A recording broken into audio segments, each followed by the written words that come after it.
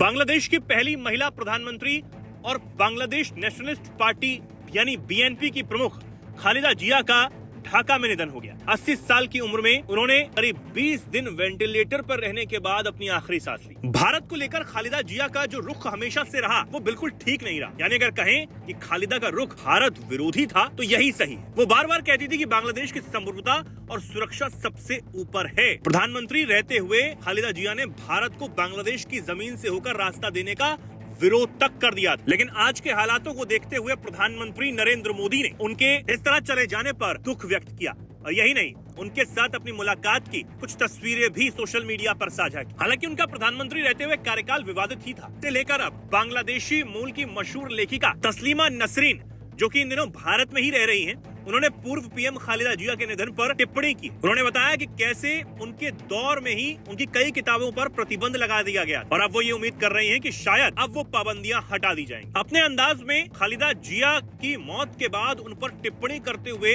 तस्लीमा नसरीन ने यह भी लिखा कि 1994 में उनके खिलाफ मुकदमा दर्ज हुआ और उन्होंने जिहादियों का साथ दिया था। तस्लीमा लिखती है कि एक महिला सेकुलर, मानवतावादी और फ्री थिंकर लेखिका के खिलाफ केस दर्ज हुए और वो जिहादियों के पक्ष में रही। यही नहीं, उन्होंने मेरे खिलाफ अरेस्ट वारंट भी जारी करवाया। इसके बाद मुझे मेरे ही देश से निर्वासित कर दिया गया। उनके शासनकाल में मैं कभी वापस बांग्लादेश नहीं जा सकी। इसके आगे उन्होंने सवाल करते हुए ये भी कहा कि क्या उनकी मौत के साथ मेरा 31 सालों का वनवास खत्म हो जाएगा या फिर अन्याय अभी भी जारी रहेगा। सवाल है कि आखिर ये पीढ़ी दर पीढ़ी जारी रहने वाला है या फिर कभी खत्म होगा। नसरीन आगे लिखती हैं कि उन्होंने जीते जी मेरी कई किताबों पर पाबंदी लगाने का काम किया। अब सवाल है कि क्या मेरी अभिव्यक्ति की आजादी बहाल होगी। यदि उनकी मौत के साथ ही ऐसा हो जाए तो भी सही है। मैं सोचती हूँ कि क्या अब मेरी किताबों से पाबंदियां हट जाएंगी। यही नहीं, उन्होंने क्रमवार ये भी बताया कि उनकी किस किताब पर पाबंदी लगाई गई। तस्लीमा लिखती है कि मेरी चर्चित पुस्तक लज्जा पर 1993 में बैन लगा दिया गया था। इसके बाद उत्तल हवा पर 2002 में पाबंदी लगी।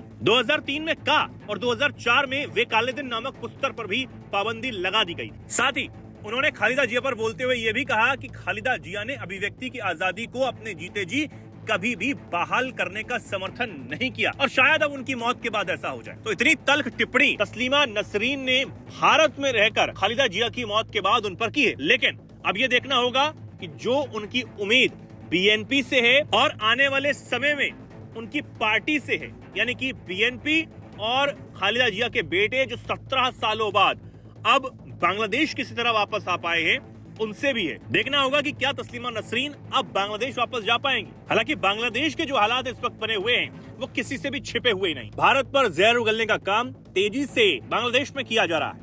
लेकिन खालिदा जिया के जाने के बाद क्या कुछ बांग्लादेश में हालात बदलते हैं और आने वाले चुनावों में क्या बीएनपी को बड़ी बढ़त मिलती है, जो सर्वे में दिखाई दे रहा है, देखने वाली बात होगी। फिलहाल आप इस पर क्या कुछ सोचते हैं, क्या कुछ कहना चाहते हैं, कमेंट सेक्शन में जरूर लिखें।